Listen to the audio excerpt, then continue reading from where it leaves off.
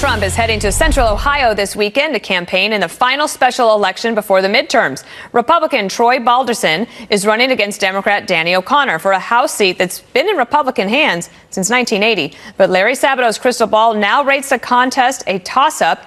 In new Monmouth poll, Balderson leads O'Connor by only 1 point, so 44 to 43%. It's super tight. Joining me now, Colin Reed, Senior Vice President of Definers Public Affairs and a columnist for the Boston Herald, and Dave Brown. He's former senior advisor and committee counsel to Senator Patty Murray and a Democratic strategist. So experienced folks on hand to talk about Ohio 12.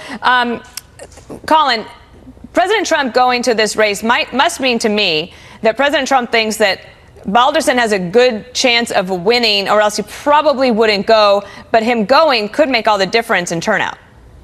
Yeah, absolutely, Dana. I mean, special elections usually do come down to turnout.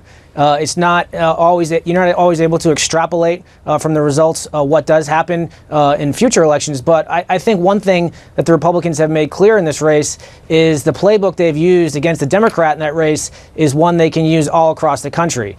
And that is make every race a referendum on Nancy Pelosi. Now, the Democrats will want to make every race a referendum on Donald Trump.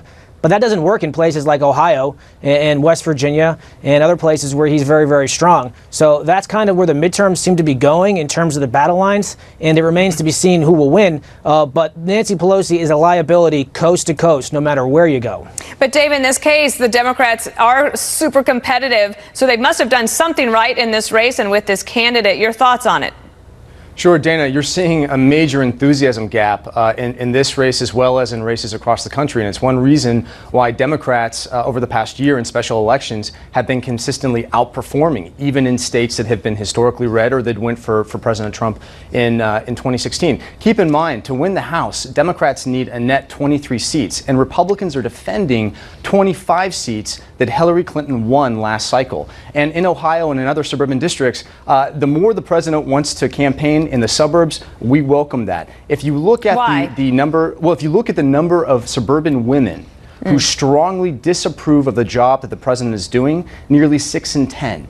And even among Republicans who support the president, there's a major, major gap between men who strongly support his performance and women. In fact, it's overwhelming. So Democrats are enjoying a 30-point lead with suburban women, and that's going to translate into gains come this November. Colin, the other thing I learned about this race is that the Democrat candidate, not only is there enthusiasm on his side, but to the extent that there are any independents left, and apparently there are in this race, that they are leaning towards the Democrat. That's typical in this type of a midterm election. Can the president's visit change any of their minds?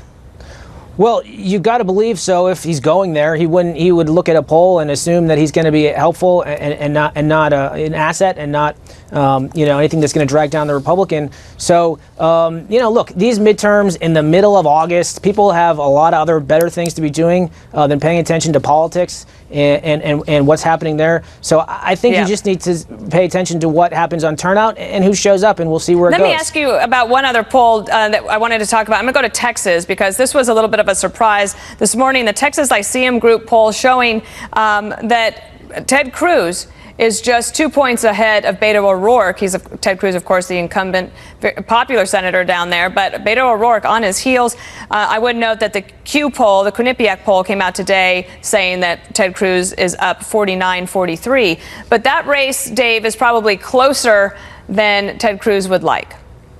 I think it's very fair to say it's closer. In fact, I thought it was striking. I think it was last week, Dana, when an incumbent sitting senator, Ted Cruz, challenges Beto O'Rourke to 5 debates. That's crazy that an incumbent is the one who actually wants to debate. And I think that speaks to his sense of weakness of his position. And look, Beto O'Rourke is running a really interesting and compelling campaign, both in terms of the small dollar donations he's been able to generate and keeping up financially with Senator Cruz. But he's also running on kitchen table issues that are really resonating, whether it's ensuring affordable health care, whether it's ensuring that folks actually have and are able to have a living wage and see real meaningful wage growth. And he's been doing it in a different way with Facebook Lives and things like that. Colin, I'll give you the last word. The Democrats, they've had this dream of flipping Texas blue. Are there dreams to be dashed again this year? Yes, Texas is fool's gold for the Democrats. Cycle after cycle, they trot out these lines about how they're going to make it competitive, and they never do. And the Republican usually wins going away. And I'm confident that's going to happen this November as well in the state of Texas. All right. Well, we'll make you buy us a drink if it turns out not to be true. Thanks, to. Dave. And Dave Brown, Colin Reed, thank you. Thank you.